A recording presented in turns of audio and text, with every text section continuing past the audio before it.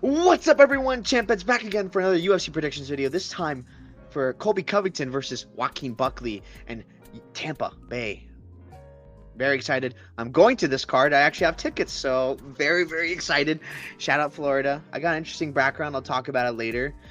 By the way, I got this picture was from when I got out of the box, so that's why you see hairs and stuff. That's why.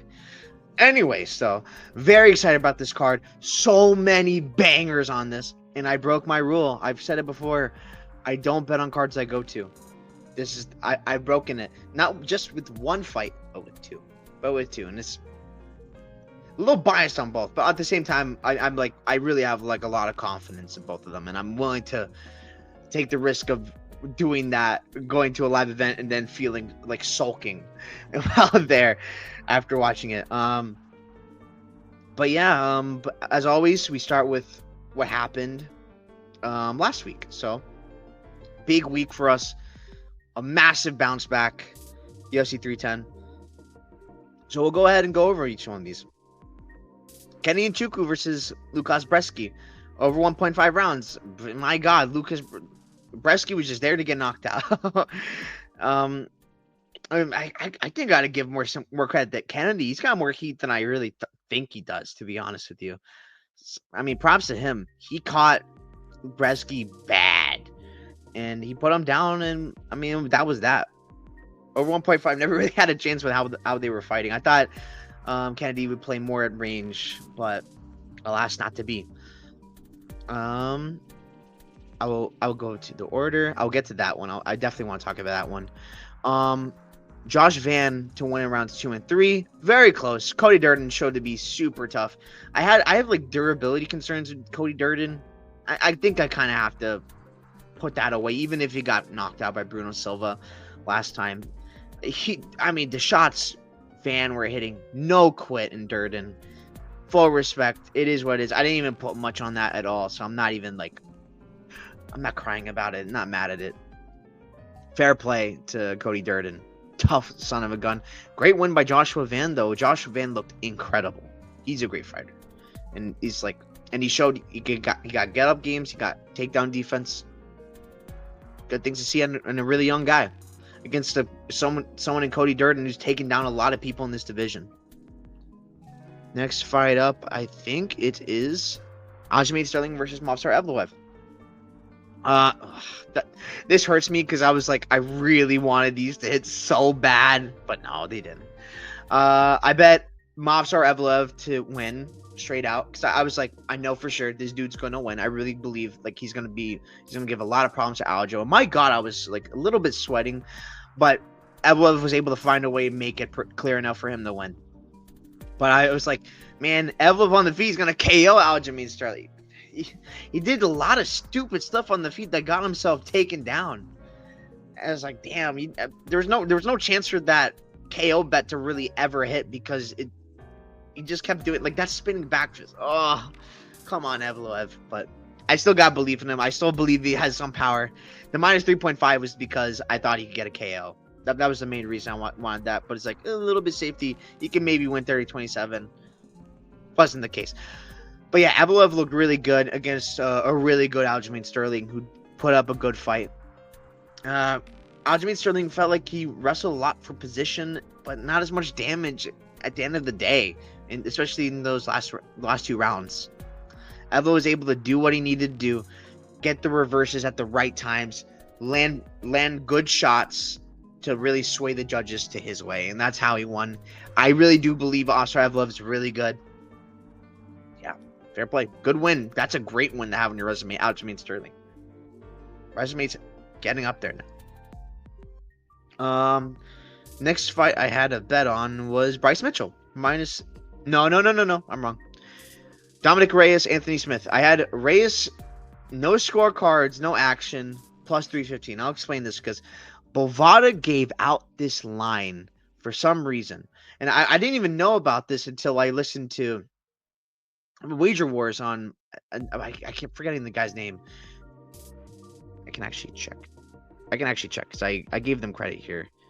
Cody MMA. He had Wager Wars with the Dogfather on and some other guest. I'm sorry forgetting your name. But the Dogfather brought it up. Shout out to the Dogfather. It's like you can get plus 315 Reyes right now, and like it either voids or it either they're gonna void your bet and it's like they made a mistake, or they're gonna it's they'll literally let it play out. And I was like, well, okay, I'm gonna play it. I'll play it, whatever. I didn't put it on BetMe.tips, of course, because I was like, if it voids, what's the freaking point of putting this on BetMe.tips? It didn't void. It didn't void. I actually got the money from it. So and when I saw that the number changed from, it was like plus 315 when I got it to minus 510 or something like that. I was like, and I still see the bet slip. I was like, they letting me get away with this. And they absolutely did. I actually legitimately won that bet. I didn't go crazy because I'm not trying to get rid of my betting account. Not interested in doing that. But I was like, damn, okay. I don't usually find lines like this at all, really. And again, shout out to the Dogfather. I would not have bet it otherwise. I was considering betting like Ray straight up. When I saw that, I was like, okay, I'll go with it. Great win because of that. That was a great win. So again, shout out to the Dogfather. I think he deserves the biggest praise from me this week for that even happening. So respect. Thank you again for shouting that out. And yeah, and I even parlayed him with something this week. So we'll get into it. But the fight itself, of course, Dominic Reyes, Anthony Smith. It was rough to see because you could see he was definitely shaken up by the loss of his like really, really good friend. Again, rest in peace, very sad. And it's like he was just there to lose. He was just there to take damage, feel pain, and that was that. Like, it's sad. I do kind of hope Anthony Smith, like that was Anthony Smith's last one. Maybe like one more, but like I don't think so. It's not worth it. It's not worth seeing anymore, in my eyes. I don't want to see him go out like that over and over. Maybe he comes back and he declares, this is my final one. I want it. I just let this be the last one. But again, Smith said in the post fight, it's like, I don't think I can do this anymore without him. If that's the case, man, it's not it. Don't do it. Don't take any more damage. For the God's sake, you've taken so much. You've given the game so much blood and sweat and tears from you. You deserve to retire and like relax. Be on BYM, believe you me. Commentate on the desk on UFC, like ESPN MMA. Do all that stuff. It's an honor. I like Smith a lot, so good for him if he's retiring. Now, otherwise. Ian Gary versus Shavkat Rakhmonov. I had 2 bets on this fight. I had Ian Gary to win 1.28 units bet, and Shavkat Rakhmonov versus Ian Gary to start round 3 at 2 units bet, which was at plus 100 because I got the line super early. Ian Gary, I do not feel bad about picking that bet. I'll do it again in a heartbeat. I think Ian Gary's that good, and I'd do it again. He impressed me even because I didn't think he'd have success grappling. I really didn't. I thought he'd have success wrestling, and it's like he's not gonna get taken down. It's nothing like that's gonna happen. He did end up getting taken down round 4 by like a really good shot by Shavkat round 4, but every other takedown attempt he stopped easy, no problem. That judo base doing him work. That balance really good. Shavkat could not take him down.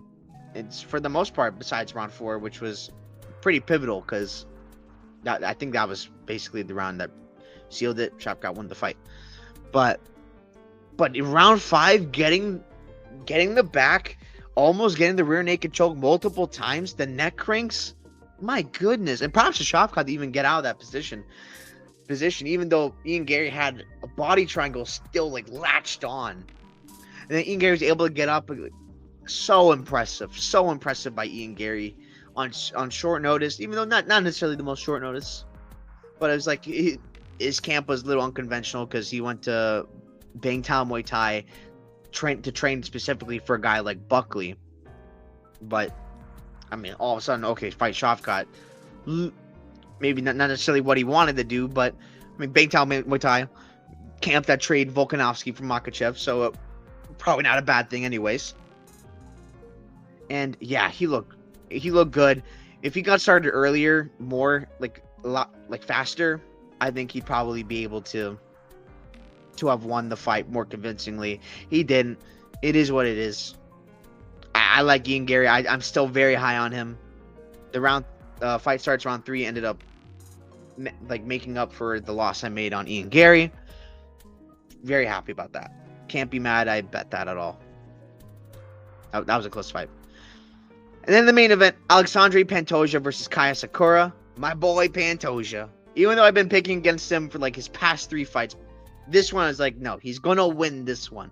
Just don't get kneed in the face and put out. And oh my god, the first exchange scared the living daylights out of me, with Kaya Sakura going for a flying knee and almost hitting. It looked like it hit Pantoja flush live, but it almost hit him like that flying knee flush. And it's like, oh my god, this guy's giving me a heart attack. Man, Pantoja's chin is still that good. It's still that good. It's still reliable. It's still durable as hell. Props to Pantoja.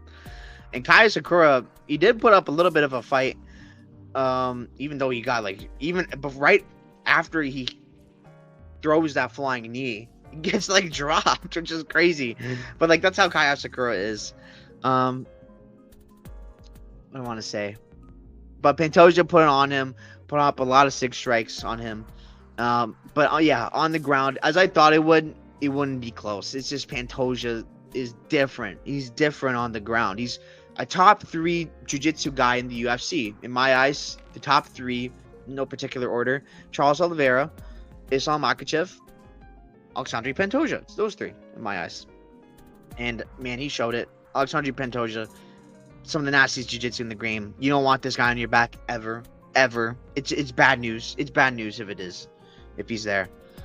Yeah, great win by Pantoja. Sealed the night as a great one. So yeah, thank you very much, Pantoja. Now let's go over the rest of the card. Let me go back here. Pantoja Sakura. And so I went 11-14. Pretty good. Not too bad. Fights I didn't cover. Oh my god, hold on. I think... Did I... No. I'll explain why I was having that. Because I have Chase Hooper parlayed with someone this week. Not by much. It wasn't a big parlay. It's like, why not? Chase Hooper to beat Clay Guida. I mean, that was easy. Like, round 1 submission. Guida, I really wasn't able to keep up with what Chase Hooper was doing on the ground. He's too slick on the ground, Chase Hooper. Too high level of a BJJ practitioner. Clay Guida didn't have much of a chance there, in all honesty. And I think most people knew it. So yeah, props to Chase Hooper. I know people are advocating for Clay Guida to have this one be his last one in the UFC. I don't think so. I think he can have at least one more. I think he can have one more against a guy who's not going to finish him. I don't want to see that. No one wants to see that. Clay Guida in that kind of fight, and like let it be announced this is his last fight in the UFC. Let him go out on the top, but like let him go out on the bang kind of thing. So yeah, props to Chase Hooper. Look great. Michael Chiesa versus Max Griffin. I mean, Michael Chiesa found that right at the end, the submission. Good performance by Michael Chiesa. I was like so conflicted. I'm glad I ended up changing my pick, Michael Chiesa, because I was like Max. I think Max Griffin may be able to pull it out, but keep me on the feet. But it's like the size, and yeah, the size played a factor. He's able to get the wrestling exchanges going as he needed to, and Max Griffin wasn't able to throw what he needed to throw to win. It's as simple as that. Good win by Chiesa. Not much more to add to that. Talked about that one. Oh, Chris Weidman versus Eric Anders. I said in breakdown, who the hell knows? This could go either way. Yeah, Eric Anders got a KO. Good win. Oh man, that was a bad watch for the Weidman. Like the ref just kept letting Weidman take shots, and then it's like you let him take all these shots for so long, and then till end of the round and you stop it then. Like, why? What's the point? I don't know. Why not stop it before then? And honestly, I can say that same criticism for Anthony Smith versus Dominic Reyes, because when I had that bet, I was like screaming at me. It was Mark Goddard in the Reyes fight. I was like, what are you doing? You're letting this man just die, taking repeated shots over and over and over. Same guy who stops Colby versus Usman won for where it was. Same guy who stops Adesanya versus Poatan won where it was. Same guy who stops Prohaska versus Poatan where it was. Like, come on. Let him go for a little bit longer, but if they're not doing any just what, I don't even know. Anyways, but Weidman was able to clip Anders round 1, which was insane. I actually did not expect that at all. And then Anders was able to get Weidman down, like, because of a guillotine attempt. It was so weird. And land big ground and pound. And Weidman could really defend super well. Fair play. Good win by Eric Anders. Randy Brown versus Brian Battle. I went with Brian Battle even though he missed weight. But I was like, this might be dicey because Randy Brown is a pretty tough opponent. But I think Brian Battle is going to be able to bring the pace towards Randy Brown, and it might be a little bit too much. And that's what I thought would happen. I did think Brian Battle won this fight. Brian Battle did enough in like rounds 2 and 3 to sway the favor into him. He didn't let Randy Brown get enough distance to really land super big and let those be the super defining moments of the round. There weren't enough moments of those in those rounds to really sway it to him. So if Brian Battle won, I thought it was fair. Make weight next time, please. And I think he will. I imagine there was some bad thing behind the scenes. I'm hoping. I don't want to see him missing weight again, because I don't want to see him at 185. I want to see him at 170, because I think he could be a real player in 170. Talked about that one. Vicente Luque versus Temba Garimbo. I was like, I said straight out in my breakdown, it's like, man, recency bias. I know recency bias is in play here for me picking Temba Garimbo. Man, I was right. There was massive recency bias. Luque looks so good. I'm happy to see dropped Garimbo early, and because he dropped Garimbo early, Garimbo's at the legs, able to snatch it up. Able to snatch up the submission. It's either Darce or Anaconda. I actually wasn't sure. It's Luque. I'm assuming it's a Darce, but besides the point. Man, beautiful performance by Vicente Luque. Go win. He showed Tembo where he's at. He's not your level, like Vicente Luque's level kind of thing. Good win. Feel bad for Tembo. He wasn't able to get started, but it is what it is. That's how mixed martial arts is. He'll be back. He'll be bounced back. Talked about that one. Yeah, this one. Doo Ho Choi versus Nate Landwehr. I went with Choi. I thought he could get like a KO, like early on, just chin like Nate Landwehr bad. Man, what a performance by Doo Ho Choi. He looked phenomenal. He looked the best he's ever looked, maybe. You could perhaps say.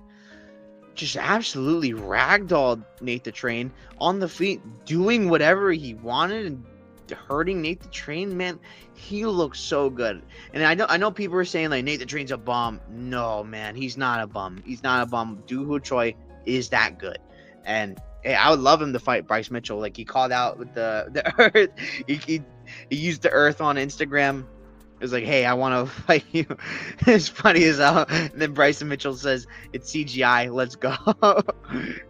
Break that fight next. I'm excited. Yeah, Doo Ho Choi looks great. Man, maybe it could be something at 145. Maybe it can be. Good stuff from Doo Ho Choi. Talked about that one. Here we go. Cyril Gane versus Alexander Volkov. I feel justified in saying this fight was going to be dicey, and I'm going to enjoy. That was dicey. That was dicey. Gane did not win that fight. Volkov won this fight rounds 2 and 3. And you can argue round 1, honestly. You can argue it was 3-0 Volkov, but 2-3, definitely Volkov. He did the most damage in those rounds. I don't really know how you can give Gane round 2. Definitely not round 3. I don't think anyone gave him round 3. But round 2, no. because like I know he out 6-striked them. So what? 6 strikes are not all 6 strikes are not equal. It's not how they are. Volkov shots meant a lot more than Gon shots in that round. That's just how it is. Yeah, Volkov should have won. I think most people agree with that. The people bet Gon got pretty lucky, and props to you. Respect. I feel bad for everyone who bet Volkov though. Got robbed. And yeah, those are the picks for last time.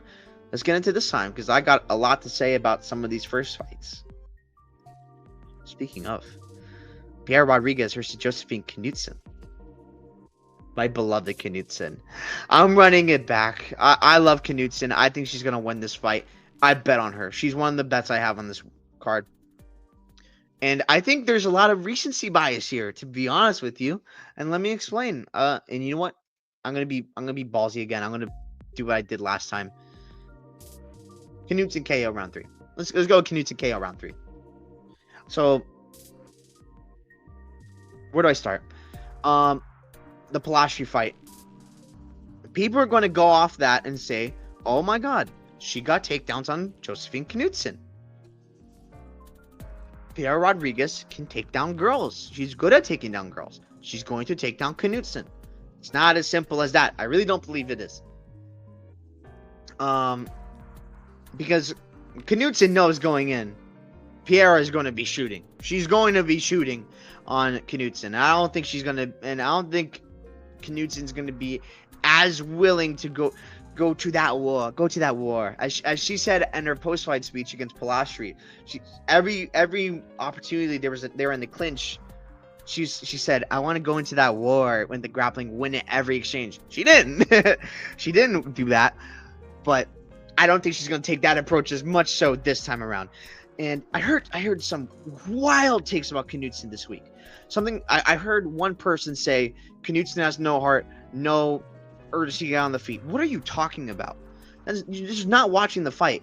Knudsen in round 2 when she's on her back.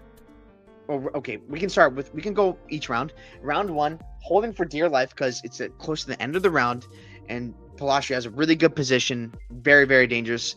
Mitigate as much damage as possible when you pretty much have the round secured because it's all Knudsen that round. Round 2, she gets taken down again. When she's down, she's like her kicks just up. So many kicks that she's doing illegal strikes now, and she hit Palastri in a way that was illegal. Hopefully she doesn't do that again. That'd be bad. That'd be bad here if she learned from that. But that's urgency. She's trying to get back up. Round 3, she gets taken down again after doing a pretty good wrestling exchange, but Palastri was able to do enough, get her down. So then in that sequence, Palastri is able to hold Knudsen down, do good control, and then set up an arm triangle that is pretty in. And what does Knudsen do? And she's going to be maybe even losing the round. And actually, it was weird because the judges gave Knudsen round 2 and round 3 to Palastri, even though I did differently. I gave round 2 to Palastri, round 3 to Knudsen. But what does Knudsen do? For the last minute or so, able to get the reverse, be on top, now land damage and put a stamp on the round. That's what I like to see. I got a lot of belief in this Knudsen girl. I think she can really be something. I think she's top 15 level 100%. And she'll be at one point at least.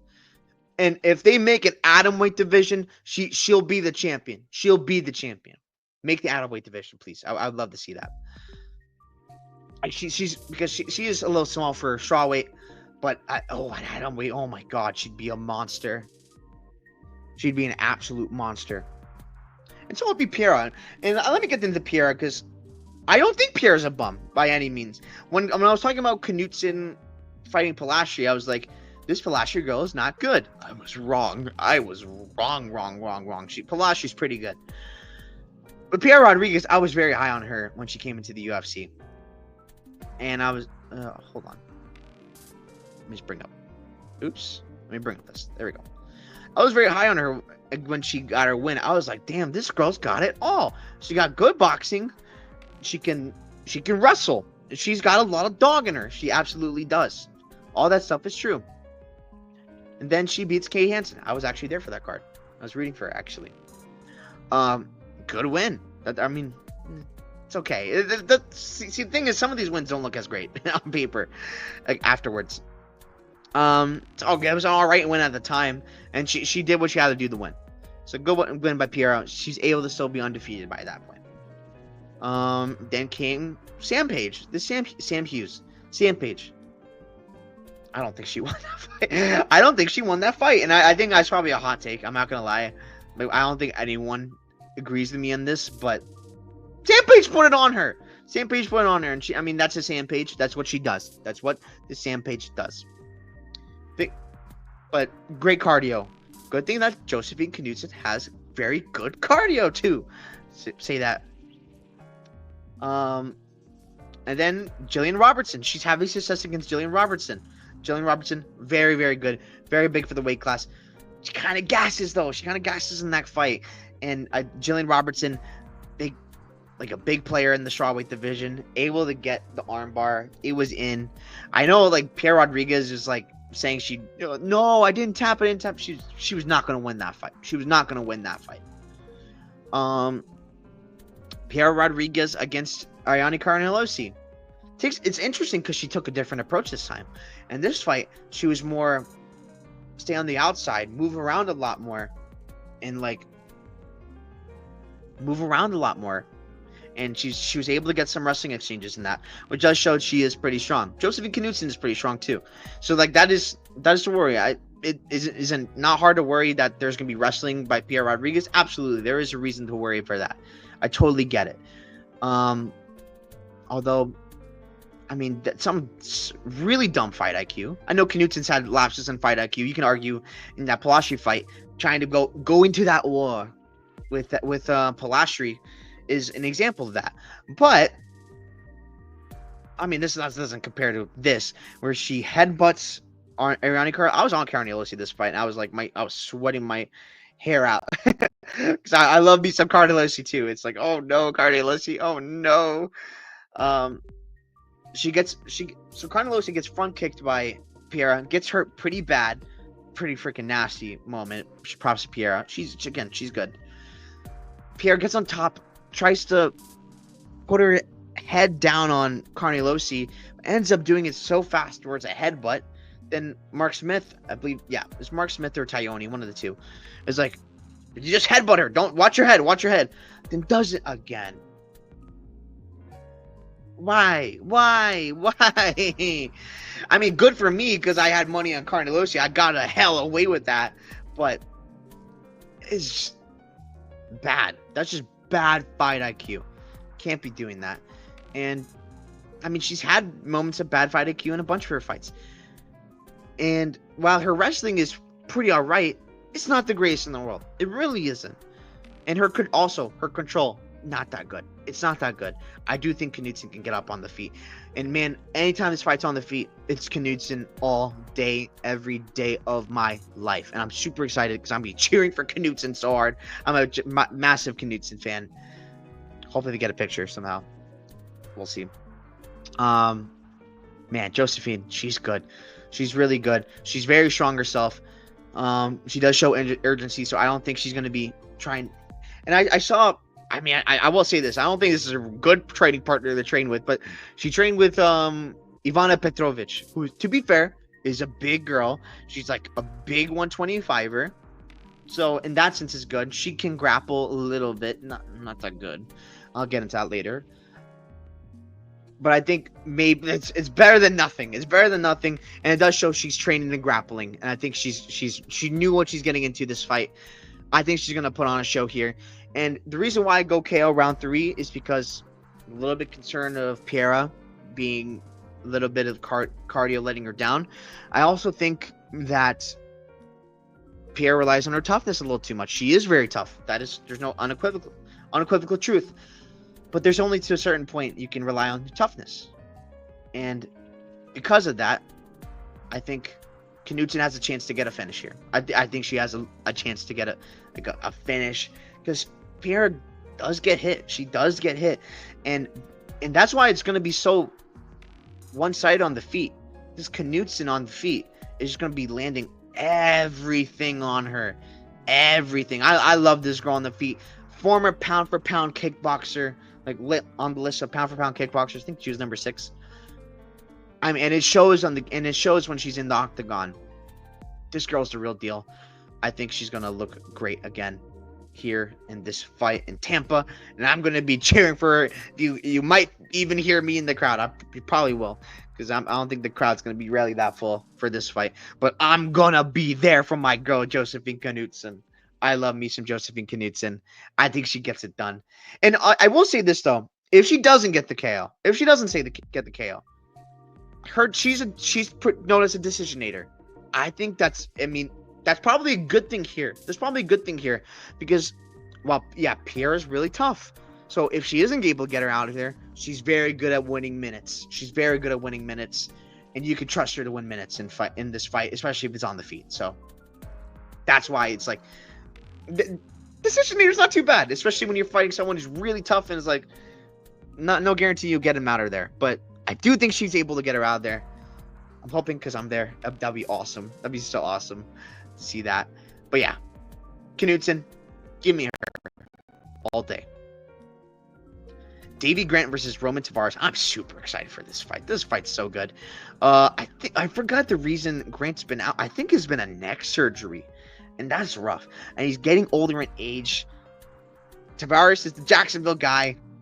He has some nice boxing, nice crisp boxing. He does get hurt a little bit too much for my liking, to be fair. I know odds have flipped on this fight.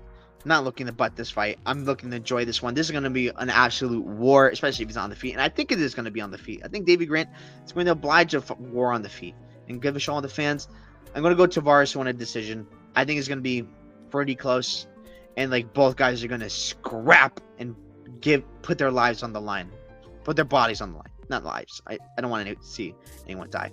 Although I will say David Grant does have probably a grappling advantage. So if he uses that, he can absolutely win like that. But I think it's going to be on the feet. I think Tavares is going to win because of that. Yeah. Maybe he gets hurt, but still wins. Yeah. Here we go. Miranda Maverick versus Jamie Lynn Horth. This is the one. This is probably going to be where I'm going to spend most of my time today. I got a lot to say about this fight. Also, shout out to Miranda Maverick. She signed this is where this coming. If I can move this away, it says Miranda. Oops. Miranda. Oh my god, I cannot point for the life of me. Miranda Fear the Maverick. I can't do this. But that's what this says. Maybe if I do it like this, my chair goes back. Whatever. I don't have a green screen. This is why it's messing up. Anyways, man, this is a one-sided matchup. And you know what? I'm gonna go sub 2, but I'll tell you what. I'm not interested. I don't think ITD is necessarily the way to go. If you're gonna bet this fight, like with the numbers now, I mean, I low-key think there's value on Maverick on money line now. But if honestly, the best way to probably play this, I mean, you can sprinkle like Miranda Maverick finish ITD, but I think the spread. I think that's going to be money. I think that's going to be good. Man, where do I even get started? So Miranda Maverick, originally on this card, was supposed to fight Tracy Cortez. Tracy Cortez does Tracy Cortez things, falls out of the fight again. Now Miranda Maverick needs an opponent. Jamie Lynn Horth, on short notice, steps up. Although not really short notice, like she's had a good amount of time, to be fair. Like, more than like most other organizations would. But short notice, Miranda Maverick's had a longer camp. Man, even with having some camp, I don't see a path for Horth at all. I know a lot of people are mentioning, oh my god, Horth has some size. She has some size. She has a nice body kick. She is slow as hell. She is slow. She's slower than Miranda Maverick. She's slower than her. And honestly, does she use her size? No, she does not use her size. I remember I ended up picking her to beat Ivana Petrovich last time. I was like, I think she'd be able to win on the feet. I think I rate Petrovich so low. I really, really don't rate her at all. I thought Horth won, but man, why was it that close? Why was it that close? She did not look good in that fight. She did not look good in that fight. How much better is she going to get from that fight to this fight? She's not going to get better. She's not going to get better. She's just going to be conditioning to make sure she's ready to go 3 rounds against Miranda Maverick here. She has... What is she? She needs to probably chin her. She needs to probably chin Miranda Maverick in order to do this. Good thing Miranda Maverick has a phenomenal chin. Her chin is unbreakable. Dione Barboza hit her with a nasty spinning elbow. Nothing. Miranda Maverick's built different. Obviously, I don't want her eating knees, but don't do that, Miranda. But the thing is, in Miranda Maverick striking, you've seen so much improvements. She's like a Rose Namajunas light at this point, and she keeps getting better and better. You can see in her footwork and how she sets up her shots. She's like something like that. Rose Namajunas does something pretty similar to that, and it's been working. It's been working, and I think it's gonna work here. Absolutely. Miranda Maverick said she loves fighting bigger girls. She's used to being the smaller girl anyway, so there's nothing new to her. I know, and I've watched a bunch of interviews from these two. Jamie Lynn Horth was mentioning, "Oh, I love fighting southpaws." Miranda Maverick's like, "Okay, sounds good. I switch stances. Have fun." She's not gonna mind giving her the orthodox look, which Jamie Lynn Horth is not ready for. And I have to say this about Jamie Lynn Horth because I'm getting a little bit on tangent from what I was talking about, but she said this about the Petrovic fight, where she's like, she has the arm bar in, and she's like, "What the heck's wrong with the judges? They didn't count as control for me." No, duh, you don't know how. Do you not know how control time works? She doesn't know how MMA fights are like measured. Like, of course you're not winning like that necessarily. An arm bar is definitely like something to look at, but it's like you are getting controlled. You are absolutely getting controlled. And if she thinks that, still against Miranda Maverick, she might go for an arm bar. She's not gonna win. Miranda Maverick was put in some dicey situations against other girls in the past, like Dione Barboza, with like the submissions, and she able to get out of them, no problem. She's so good. And even that big judo throw that Dione Barboza hit on Miranda Maverick, able to pop up right quick, no problem at all, and out wrestled her. The wrestling advantage here cannot be spoken about enough. It's too much. So much to the point that Miranda Maverick is like, "I'll bring my whole family to this fight." she's that confident. I will also say this: Miranda Maverick, she's adopting a baby. Congrats to her. Respect. And she's starting that adoption process the day after the fight. And why she's still on this card when she 100% deserves a ranked opponent. She needs to fight a ranked opponent next. Like, it's undeniable. She's undeniable right now. And the UFC owes her for not only taking Dione Barboza to the fight, but also Jamie Lynn Horth. Like, she's not supposed to be fighting these girls.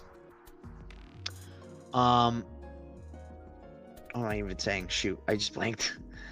Adoption process. Yeah, that's what I was saying. She's taking this fight against Jamie Lynn Horth because of the adoption. She needs the win money. I've DM'd her. I talked to her. she confirmed that to me. It's literally the truth. It's like, yeah, I had to pay for the adoption stuff. It's a long process, grueling. Again, prayers to her. Hope that goes well for her. I love her. I think she's amazing. I'm biased, but at the same time, I have stuff that substantiate that bias. What else? I will say this as well. Jamie Lynn Horth. Why did she take this fight? Well, not only does it go up in the rankings, but she got a new contract for taking this fight. And now with this new contract, she has job security. She's here to be... This is a setup spot. Miranda Maverick is here in Tampa Bay to get a win. She's here to get a win. Get that adoption money. Mama Maverick. It sounds weird to say, but adoption. She's going to be a mother soon. She's going to win this fight. Even on the feet. I think she wins. I think she's better. I think she's faster. Jamie Lynn Horth is slow on the feet. It looks like she's regressing. To me. and like her wins in the UFC, like Haley Cowan, Miranda Maverick talked about. I've trained with Haley Cowan. I do really good in the sparring rounds with her. Not a surprise, to be honest. Not a surprise. Like Miranda Maverick has said in interviews, I feel like I'm in the top 8. I feel like I'm in the top 8, and I think she is there. I think she is there in that position. I do think I have to mention this. One thing to always worry about Miranda Maverick fights is that Jasmine Jusevicius fight. Not because she was losing Jasmine. She lost to Jasmine. Not at all. Her eye. The reason why she lost that fight is because her eye was messed up and she was blind. Like, pretty much blind in that fight. Like, that can happen anytime. So, that is a little bit of a worry. But again, with how she fights like Rose a little bit. She doesn't get hit by too much. She's pretty defensive, and she fights out in a way that lets her not have to worry about that too much. That's great. I think and I do think she's gonna get the wrestling going. But I've heard people talk about Jamie Lynn Horth. She's really big. She's really big for the weight class. She's gonna be very physical. It might be really hard for Maverick to get takedowns. Dione Barboza is super physical, and I think she's more to deal with taking down than Jamie Lynn Horth. I really do believe that, and I think Miranda Maverick cruises. This is my biggest bet I've ever recorded on Bet Me That Tips. I think Miranda Maverick schools her bad. I think it's going to be easy. I think it's going to be 30-27. I think if it is 30-27, I think it's going to be a sub. I think she can absolutely sub this girl and get her out of here. It's too much of a discrepancy on the ground. But the reason why I'm more hesitant with the ITD and stuff like that, because of the adoption. Because she's not going to take unnecessary, stupid risks. That's why you can trust her with your money this week. She needs the money. She needs the win. She needs to make sure she gets a ranked opponent next. The UFC already owes her. She doesn't need a finish. She can get a finish. It'd be nice if she does. She doesn't need it. She's not going to force it. That's why I'm super confident in Miranda Maverick. I think she does what she wants to Jamie Lynn Horth. Let's go, Miranda Maverick. I will be wearing this shirt. I cannot speak. I will be wearing this shirt at UFC Tampa Bay event. I think she's going to absolutely do what she wants to Jamie Lynn Horth. Let's go, Miranda Maverick. Whew, that's a doozy. I don't have as much to say about most of these other fights, to be honest. So this will go a little quicker. But those are the two bets I have in the card. Knudsen and Maverick. And I'm going to be looking at Knudsen more significant strikes, and I'm going to look at Miranda Maverick more significant strikes and more takedowns. And minus 3.5, Maverick I think is. If you're going to play it, that's how you have to play it. Anyways, now off the women's fights. I love me some women's MMA. Miles Jones versus Felipe Lima. Felipe Lima. Another Team All-Stars person with Knudsen. I'm going Lima. I think it wins a decision. I think it's going to be a great fight. Interesting that this fight's at 145, but I get it because Miles Jones just made weight not that long ago against Cody Garbrandt. Garbrandt pulled out last minute. I was like, damn, that sucks. Don't have to cut that amount of weight as much. It's all good. I do think it's a little bit of a problem of peaking twice in a short period of time. I do think that's not necessarily the best for you. Probably be fine, but something to mention.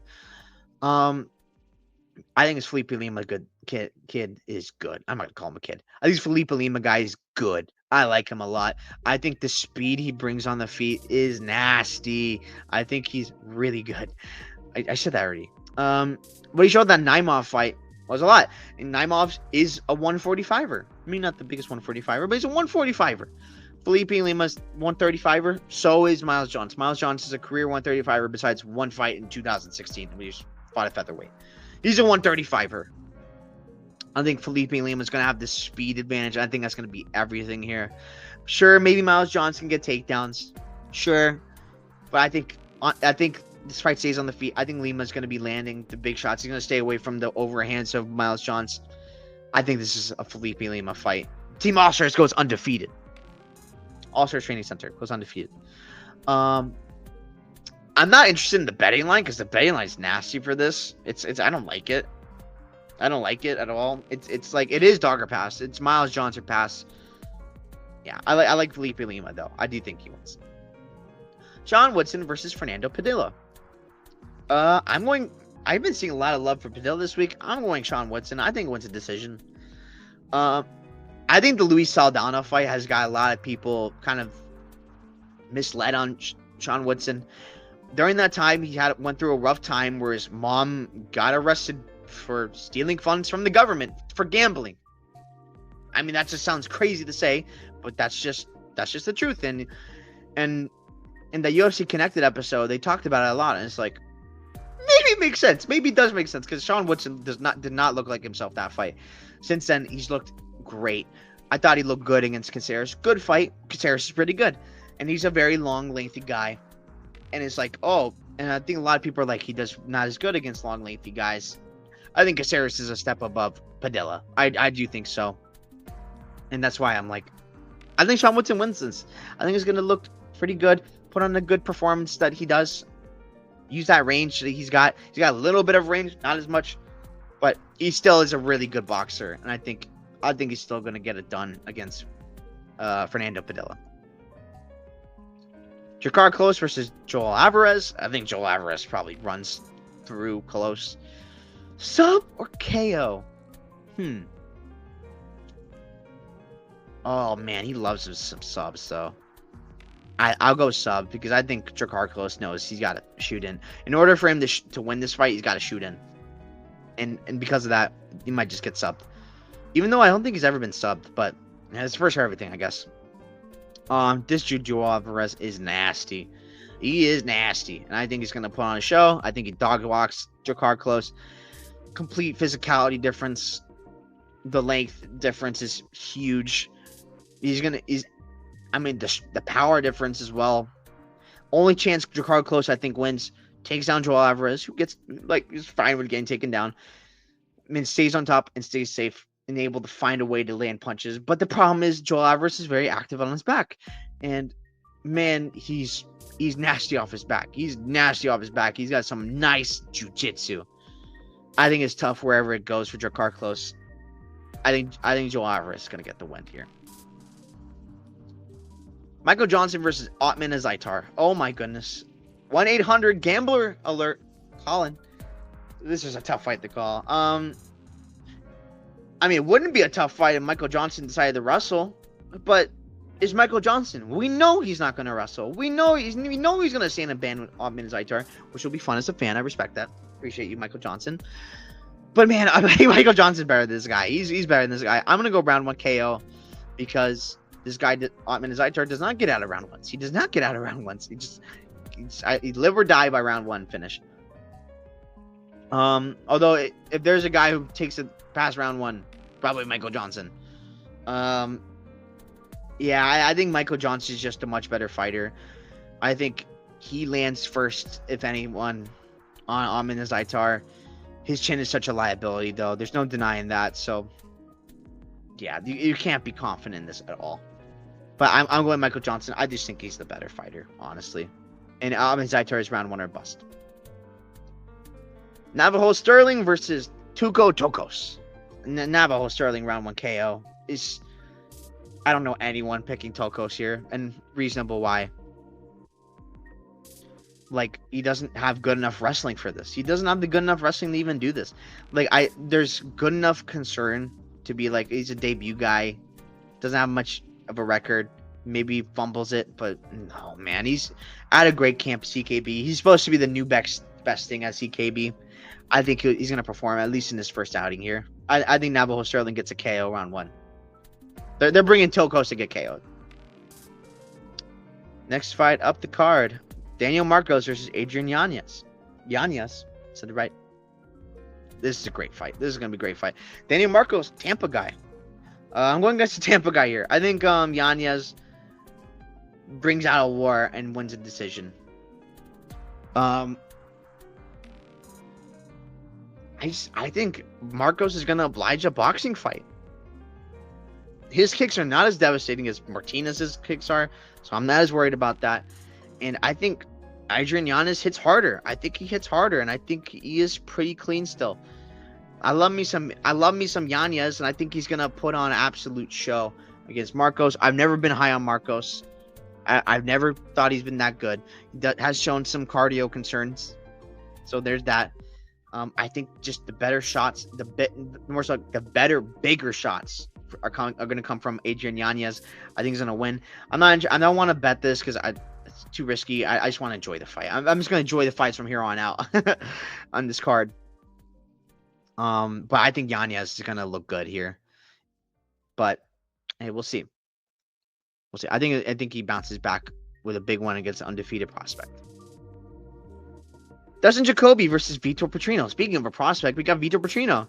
I think I was on record. I think this guy's a fraud. I picked Anthony Smith in this last fight, and damn it, I'll do it again. I don't care. It's scary because Dustin Jacoby hit by a gust of wind, falls down, he'll get knocked down. So I totally get why people on Petrino. He might be able to get wrestling advantage here. I think Dustin Jacoby's just too elusive, and I think the volume is going to be too much. The only other bet I'm willing to possibly make on this card is Dustin Jacoby more significant strikes. Because he's going to get that. I'm pretty sure he's going to get that. I think Dustin Jacoby at least takes this fight to be a little longer than 1 round, at least. I don't think he just gets knocked out randomly. You don't have to worry about Dustin Jacoby being a dumb decision maker. But I do think he knows margins are slim here. You cannot risk being hit by a really big shot by Vitor Petrino. He's going to fight the defensive game plan. He's going to fight along. He's going to fight fast. I think Dustin Jacoby, he's easily the best kickboxer Vitor Petrino has ever fought. Easily. And even like Tyson Pedro's having very good success against Vitor Petrino. So, yeah, I like it. I like the significant strikes for Dustin Jacoby. And honestly, I think he wins. So, yeah, give me Dustin Jacoby. Manel Cap versus Bruno Silva. This is a sick fight. You know what interesting? A bet I thought of when I was like looking at this fight earlier. Manel Cap finish only, decision void. The reason why I say that, I bet you the odds on that are nasty. They're probably not even good. The reason why I say that is because this dude is super defensive. It's like super defensively sound. And I do think that's going to end up with him winning. I think he gets a KO here, Bruno Silva, who's shown to be a little fragile. A little bit. Getting hurt by Durden. Not the best look. I think Cap finds a shot. I think he finds a shot on Bruno Silva. I think Bruno Silva is going to oblige a striking battle, and that's going to lead towards Manel Cap. So, yeah, I think Manel Cap, while it is worrisome that he can be a little tentative, and like he is very defensive in that aspect, but I think that's what's going to happen. I think Manel Cap finds the shot, puts him down, gets him out of there. Cub Swanson versus Billy Corntel. This is such a sick fight. I think Billy Q wins a fight of the night decision. I think he's gonna do what Philly did, but instead of do it at range, like distance, it's crowding Swanson. I think he's gonna keep coming at Swanson. Billy Q was injured in his last fight against the wall. Not a bad loss. Cub Swanson should have won his last fight against Andre Philly. No doubt about that. He should not have won his fight against Hakeem Dawodu. Say that as well. Man, I really think the crowd's gonna play a big part in here. Billy Q's a Tampa Bay guy, and we're in Tampa Bay. I think the crowd's gonna fuel him. I don't think he has to be taken out of the octagon by force in order for him to fall down. He's going to go in there to die, and he's going to go there to go. He's going to push that pace on Cub, and I think it's going to work. Sadly, at the older age of Cub. I love you, Cub, but yeah, I think the hometown guy, Billy Q, is going to stand out here. I do think that training with Shane Burgos, Billy Q is going to help him a lot here, and I think that could be a big difference here in making things a lot easier for Billy Q, tactics-wise, and coming in with the right approach, which I think he's going to come in with. I think he wins this fight. Give me Billy Q. Billy Corntel to win this fight. Colby Covington versus Joaquin Buckley. I wish it was Ian Gary Buckley, but I'll live. This is still a sick fight. The more I've been looking into it, man, this is for me. This is probably the toughest fight for me to call on the card, besides maybe Roman Tavares, Davey Grant. But I'll go with this one. Is Colby shot? I don't know. I genuinely don't know. Why do I not know? Why can I go off that Leon Edwards performance and be like, is he not shot? because and people are not gonna like me saying this. Leon Edwards is that good. He's that good.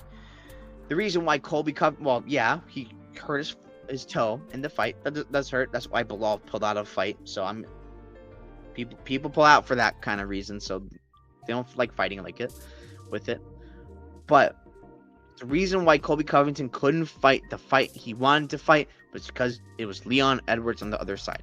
Because every time Colby would do any sort of thing, countered. He'd feel the power of Leon. Leon packs a punch. Leon does hit hard. You can't be taking those shots from Leon Edwards. His precision is too good. If he kept going like that, he would have gotten finished. He would have gotten finished if he fought the way he usually does in that state. He would have. So, does Buckley have the precision that Leon Edwards has? No, he does not have that. So, does that leave room for Colby Covington to have wrestling success? Absolutely. We saw Al Hassan take down Buckley in round 3. Does Buckley have concerns in the cardio? Probably. We don't really know. But like, we slowed down in round 3s before, to be fair. I've heard him in a podcast say Merab has #1 cardio and him is like the second best cardio in the UFC or something of that effect. Top 5 cardio in the UFC. Which is kind of wild to say. It doesn't strike me as such a guy. Man, does Buckley hit hard? He hits really hard. Colby's older. Can he take those same shots? Colby's known for a great chin. Can he take those same shots? I don't know. And Buckley, big guy from middleweight, big body. He can wrestle a little bit himself. Interesting. And to be fair, Colby did wrestle Usman. He was a big guy himself. This is a really tough one. I think I'm ultimately ending up on Buckley round 3 KO, but I'm not confident in this at all. Colby Covington can absolutely win this fight. If the president there is, if Trump is there, he'll probably get fuel from that and just somehow still like pull through all the stops and win. I don't know. I'm going Buckley KO. I think Colby's chin is probably not the same. Maybe even if he is the same guy with the wrestling and stuff like that, I don't think the age is on his side here. So yeah, give me Buckley to win. Not confident. So going through each fight, once again, significant strikes, more takedowns. What do I like? Significant strikes, Knudsen. I like that. More takedowns. You can argue Piera, but I don't want to be part of that. More takedowns, Davey Grant probably, and more 6 strikes can go either way. Maverick, more takedowns, more 6 strikes. Easy. Don't have to explain myself. Already talked about it. Felipe Lima, more significant strikes because of the speed difference. I think that matters. Takedowns, I don't know. Probably Miles Johns, but I want to pass on that. 6 strikes, I think Woodson. I think Woodson's going to be able to light up Fernando Padilla on the feet with that. If there's takedowns, it's probably Padilla, though. Joe Alvarez, more significant strikes. Jakar Close, probably more takedowns might be interesting, but I might be a pass on that. If you got more takedowns, maybe put a light little play on that. I don't know. This could end really quickly. Probably Michael Johnson, more takedowns, more significant strikes. Yeah, especially more takedowns, probably. I think that's a really good one. More takedowns is definitely a good one, but more significant strikes can be a little dicey because it could just get knocked out any second. Navo Sterling, more significant strikes. End of day. I guess Tokos, maybe more takedowns, but I wouldn't even play that. It's an interesting one. I don't want to play either side with that. Dustin Jacoby, more significant strikes. Easy. No problem at all. Yep. Dustin Jacoby, more significant strikes. This is a tough one. I go Manel Cap, more significant strikes, but like that's so tough. It's going to be a tough one to ask for. I want to go crazy about that. Quarantillo, Swanson. I think Quarantillo have more significant strikes, but don't want to go crazy on that. I do think Quarantillo more takedowns, probably a pretty good bet though. And this fight, I don't want to be part of that in terms of this fight for that. Like the significant strikes and more takedowns. So, yeah, that's what I think for the card. Very excited for this UFC Tampa card. We'll be there. Very excited. Let's go Miranda Maverick. Let's go Josephine Knudsen. I will be rooting for them so hard. You'll probably hear me in the broadcast. Yeah. And that's the end of the year. If we get this win here, go positive in the year. So, hoping for the best on that. Yeah.